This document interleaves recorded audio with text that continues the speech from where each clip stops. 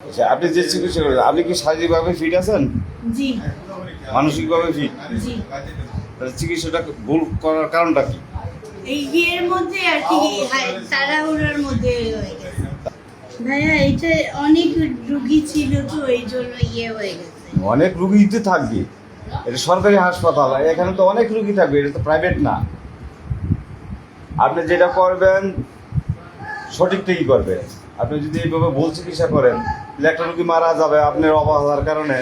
এই দায়ভারটা তো আপনি তখন তো অ্যাভয়েড করে দেবেন যে আমি তো ফার্স্ট করা ডাক্তার, আপনার তো কোনো সমস্যা নেই। কিন্তু যার যার খেয়ে তো বুঝবে। এখন কি আপনার ডিউটি? জি সকালে ডিউটি আপনি করছেন সকাল থেকে? না, আমি ইভিনিং আসছি একজনের ইয়েতে রিপ্লেস একজনের রিপ্লেতে আছেন। কার রিপ্লেতে? পল্লব স্যারের। পল্লব স্যারের আজকে এই নাইট শিডিউল কার? পল্লব স্যারের। জি তো পল্লব সাহেবের জায়গায় কি আপনি ডিউটি করতেছেন আজকে? না, আমি চলে যাব। তো এখন আপনি আসছেন কি হিসাবে? আপনার তো ডিউটি শেষ 8টায় তেলে, এখন তো 8টায় নতুন ডাক্তার এখানে আরেকজন থাকার কথা। জি 8টা শিফটে এখন উনি বাজে এখনো আসে নাই। 9:30 উপরে। তো উনি আসবে কখন? উনি কি আপনাকে বলছে দেখার জন্য?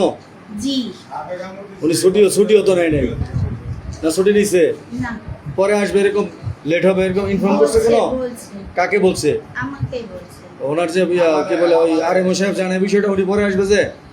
এটা আমি জানি না। কি হয়েছে সাহেব জানে? স্যারে এইমাত্র কল দিছিল, জানি।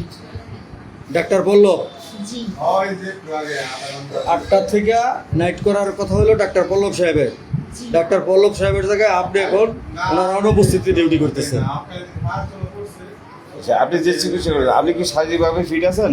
জি মানসিকভাবে ফিট? জি তাহলে চিকিৎসাটা ভুল করার কারণটা কি? এই ইয়ের মধ্যে আর কি তাড়াহুড়োর মধ্যে হয়ে গেছে। তাড়াহুড়োর মধ্যে ঢুকতেছে না? আপনার এই তাড়াহুড়োর জন্য তো এই বাচ্চার জীবনটা চলে যেত।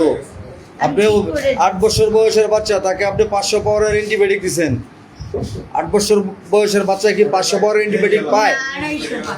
500 লেখা। আপনার প্রেসক্রিপশনে কত লেখা জি দেখেন? জি 500 500 লেখা, এখানে তো 250 লেখা নাই। তাহলে আপনি লেখছেন 500।